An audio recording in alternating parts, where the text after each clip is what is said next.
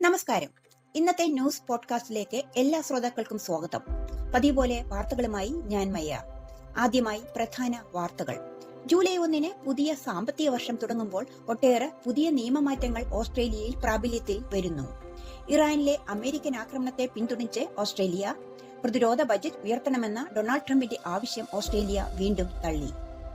ഇന്ത്യയിലേക്ക് യാത്ര ചെയ്യുന്ന അമേരിക്കൻ പൗരന്മാർക്ക് മുന്നറിയിപ്പില്ലാതെയോ മുന്നറിയിപ്പോടെയോ ഭീകരാക്രമണങ്ങൾ ഇനിയും നടക്കുവാനുള്ള സാധ്യതയുണ്ട് എന്നുള്ള അതീവ ജാഗ്രതാ നിർദ്ദേശം പുറപ്പെടുവിച്ച് US സ്റ്റേറ്റ് ഡിപ്പാർട്ട്മെന്റ്. സിന്ധു നദീജല ഉടമ്പടി പ്രകാരമുള്ള ജലവിഹിതം ഇന്ത്യ നിഷേധിച്ചാൽ തങ്ങൾ യുദ്ധത്തിലേക്ക് പോകുമെന്ന് പാകിസ്ഥാൻ മുൻ വിദേശകാര്യമന്ത്രി. ഇംഗ്ലണ്ടിനെതിരായ ലീഡ്സ് ടെസ്റ്റിലെ ആദ്യ മത്സരത്തിൽ ഇന്ത്യ 5 വിക്കറ്റിന് പരാജയപ്പെട്ടു. അനുബന്ധ വാർത്തകൾ. പുതിയ സാമ്പത്തിക വർഷം തുടങ്ങുന്ന ജൂലൈ 1 മുതൽ ഓസ്ട്രേലിയയിൽ പ്രധാന നിയമമാറ്റങ്ങൾ വരുന്നു. പ്രായപൂർത്തിയായ ഒരാളുടെ 3.5% മിനിമം വേതന വർധനവിനൊപ്പം തൊഴിലുടമകൾ നൽകുന്ന സൂപ്പർ അന്വേഷണ നിരക്കിലും വർധനവ് ഉണ്ടാകും. പെയ്ഡ് പേരന്റ് അവധികളിലും സെൻട്രൽ ലിങ്ക് പേയ്മെന്റിലും വ്യത്യാസങ്ങൾ വരുന്നുണ്ട് എന്നുള്ളത് സാധാരണക്കാർക്ക് ആശ്വാസത്തിന് വക നൽകുന്നു.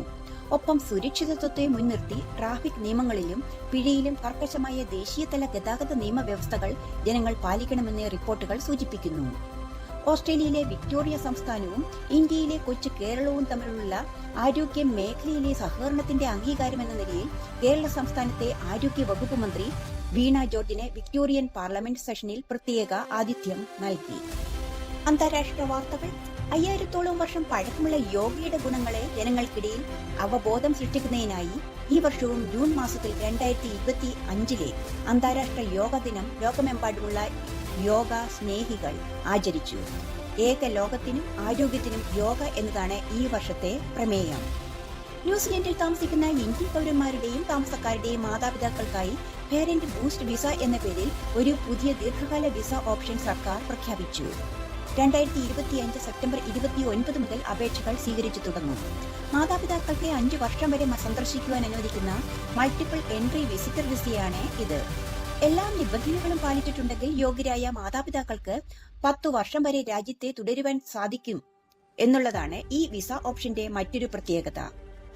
അനിശ്ചിതത്വത്തിനൊടുവിൽ അന്താരാഷ്ട്ര ബഹിരാകാശ നിലയത്തിലേക്കുള്ള ആക്സിയം 4 ദൌത്യ സംഘം ബഹിരാകാശ നിലയത്തിനുള്ളിലേക്ക് പ്രവേശിച്ചു.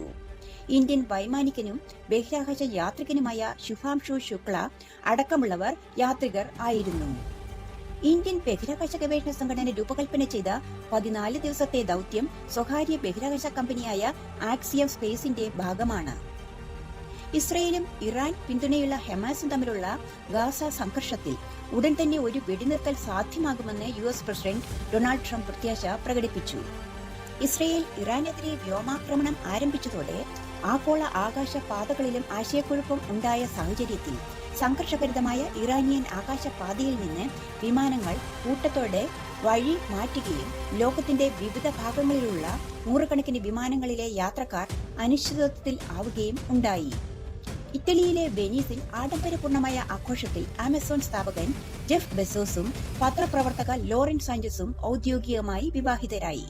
വെനീസിൽ നടന്ന 3 ദിവസത്തെ ഗംഭീരമായ ആഘോഷത്തിൽ ആയിരുന്നു വിവാഹം. ഇന്ത്യൻ കേന്ദ്രതല വാർത്തകൾ.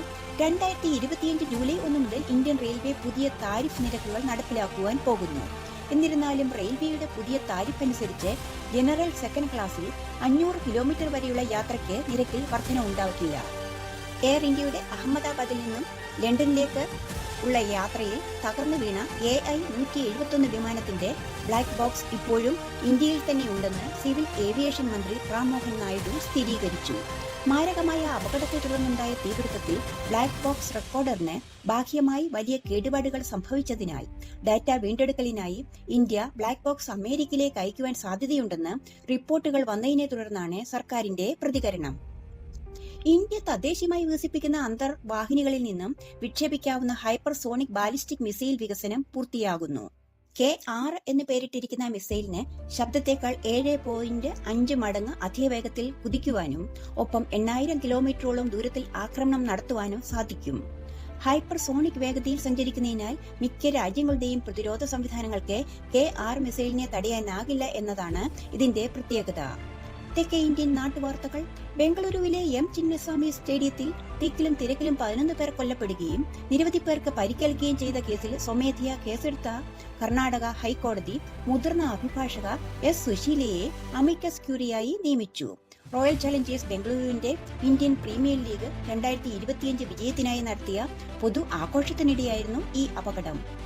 സംസ്ഥാനത്തെ കിടപ്പ് രോഗികൾക്ക് മികച്ച വൈദ്യപരിചരണവും സേവനങ്ങളും ഉറപ്പാക്കി കേരള പാലിയേറ്റീവ് കെയർ എന്ന മാതൃകാ പദ്ധതിയുമായി കേരളം ജനശ്രദ്ധ ആകർഷിക്കുന്നു. സംസ്ഥാന സർക്കാർ ആവിഷ്കരിച്ച കേരള കെയറിൽ സ്വന്തമായി ചലിക്കുവാൻ കഴിയാത്തവർ, മറ്റുള്ളവരുടെ സഹായത്തോടെ മാത്രം എഴുന്നേൽക്കുവാനാകുന്നവർ എന്നിങ്ങനെയുള്ളവർക്കും ഗുരുതരമായ രോഗങ്ങൾ മൂലം പ്രയാസം അനുഭവിക്കുന്നവർക്കും അവരുടെ കുടുംബങ്ങൾക്കും ശാരീരികവും മാനസികവും സാമൂഹികവുമായ പിന്തുണ നൽകി അവരുടെ ജീവിത നിലവാരം മെച്ചപ്പെടുത്തുക എന്നതാണ് ഈ സാന്ത്വന പരിചരണ പദ്ധതി കൊണ്ട് ലക്ഷ്യമിടുന്നത്. നഷ്ടത്തിലായ സഹകരണ ബാങ്കുകൾ നേരിടുന്ന പ്രതിസന്ധികൾ പരിശോധിച്ച് പരിഹരിക്കുവാൻ കേരള ബാങ്ക് മുന്നിട്ടിറങ്ങുന്നു. ബാങ്കുകളുടെ പുനരുജ്ജീവനത്തിന് കേന്ദ്ര സംസ്ഥാന സർക്കാരുകളുടെ വിവിധ പദ്ധതികൾ ഉപയോഗപ്പെടുത്തി പ്രാഥമിക സഹകരണ ബാങ്കുകളുടെ പ്രവർത്തനം മെച്ചപ്പെടുത്തുകയാണ് ഇതിലൂടെ ലക്ഷ്യമിടുന്നത്. സംസ്ഥാനത്ത് കനത്ത മഴ തുടരുന്ന സാഹചര്യത്തിൽ ജില്ലകളിൽ ഓറഞ്ച് അലേർട്ട് പ്രഖ്യാപിച്ചു. വിവിധ ജില്ലയിൽ കനത്ത മഴയും കാറ്റും കഠിനമായ സാഹചര്യത്തിൽ അപകടങ്ങൾ ഒഴിവാക്കുവാനായി പ്രൊഫഷണൽ കോളേജുകൾ ഉൾപ്പെടെയുള്ള എല്ലാ വിദ്യാഭ്യാസ സ്ഥാപനങ്ങൾക്കും കഴിഞ്ഞ ദിവസം ജില്ലാ കളക്ടർ അവധി പ്രഖ്യാപിച്ചിരുന്നു. വയനാട് ജില്ലയിലെ ചൂരൽ മലയിൽ കനത്ത മഴ തുടരുന്ന സാഹചര്യത്തിൽ ഉരുൾപൊട്ടൽ ഭീതിയിലാണ് പ്രദേശവാസികൾ. അണക്കെട്ടുകളിൽ നിന്നും കൂടുതൽ ജലം തുറന്നുവിട്ടതോടെ ആലുവ ശിവക്ഷേത്രം 2ാം തവണയും പൂർണ്ണമായി മുങ്ങി എന്നാണ് അറിയുവാൻ കഴിയുന്നത്. കായിക വാർത്തകൾ. ഇംഗ്ലണ്ടിനെതിരായ ലീഡ്സ് ടെസ്റ്റിലെ ആദ്യ മത്സരത്തിൽ ഇന്ത്യ 5 വിക്കറ്റിന് പരാജയപ്പെട്ട് ഇംഗ്ലണ്ടിനോട് ദയനീയ തോൽവി ഏറ്റുവാങ്ങി. ബേസ്ബോൾ എന്നറിയപ്പെടുന്ന തങ്ങളുടെ ഭയരഹിതമായ ക്രിക്കറ്റ് ബ്രാൻഡിന്റെ കരുത്തിൽ ടെസ്റ്റ് ചരിത്രത്തിലെ 2ാമത്തെ ഏറ്റവും ഉയർന്ന റൺ പിന്തുടരൽ വിജയകരമായി പൂർത്തിയാക്കിയ ഇംഗ്ലണ്ട് 5 മത്സരങ്ങളുള്ള ആൻഡേഴ്സൺ ടെണ്ടുൽക്കർ ട്രോഫി പരമ്പരയിൽ മുന്നിലെത്തി. 2026 ICC വനിതാ T20 ലോകകപ്പിന്റെ പൂർണ്ണ ഷെഡ്യൂൾ പുറത്തിറക്കി. ജൂൺ 12 ആരംഭിക്കുന്ന ടൂർണമെന്റ് ഇംഗ്ലണ്ടിലെയും വെയിൽസിലെയും 6 വേദികളിലായി നടക്കും. ഗ്രൂപ്പ് 1-ൽ ഇന്ത്യ, പാകിസ്ഥാൻ, ഓസ്ട്രേലിയ, ദക്ഷിണാഫ്രിക്ക അടക്കമുള്ള യോഗ്യതാ ടീമുകൾ ഉൾപ്പെടുന്നു.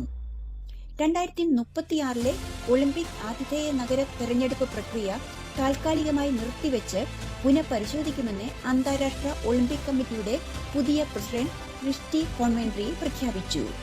2036 സമ്മർ ഒളിമ്പിക്സിനുള്ള ലേലക്കാരുടെ തിരക്കേറിയ മേഖലയിൽ ഇന്ത്യ മുൻനിര മത്സരാർത്ഥികളിൽ ഒന്നായി ഉയർന്നു വരുന്നതിനിടെയാണ് ഇന്ത്യയുടെ 2036 ഒളിമ്പിക് പ്രതീക്ഷകൾ അനിശ്ചിതത്വത്തിൽ ആക്കുന്ന ഈ നീക്കം. നിങ്ങൾ ഇപ്പോൾ കേട്ടത് ഈ ആഴ്ചയിലെ പ്രധാന മലയാളം പോഡ്കാസ്റ്റ് വാർത്തകൾ. എഴുതി വായിച്ചത് ഓസ്ട്രേലിയയിൽ നിന്നും മായ.